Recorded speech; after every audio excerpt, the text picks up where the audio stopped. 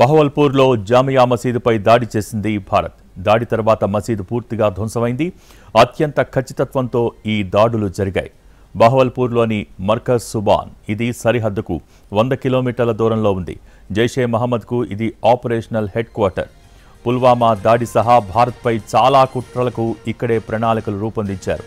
మసూద్ అజార్ సన్నిహితులు మర్కజ్ సుబాన్ నుంచే ఆత్మాహుతి దాడులకు శిక్షణ ఇవ్వటం, ప్లానింగ్ వంటివి చేశారు. దీన్ని జైషే చీఫ్ మసూద్ అజర్ ఇంటిగా కూడా అప్పుడప్పుడు వినియోగిస్తాడు. ప్రస్తుతం జైషే నెంబర్ 2గా ఉన్న ముఫ్తీ అబ్దుల్ రవూఫ్ అస్గర్, మౌలానా అమర్, ఇతరుల కుటుంబ సభ్యులు కూడా దీనిలో ఉంటున్నారు.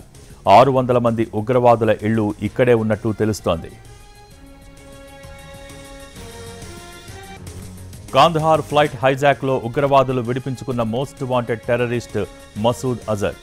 భారత్లో అనేక దాడులు చేసిన జైషే మహమ్మద్ అనే ఉగ్రవాద సంస్థను నడిపిస్తోంది ఇతనే. ఆపరేషన్ సింధూర్ నుంచి వెంట్రుకవాసిలో తప్పించుకున్నాడు. కానీ అతని కుటుంబ సభ్యులు మాత్రం 10 మంది వరకు హతమయ్యారు.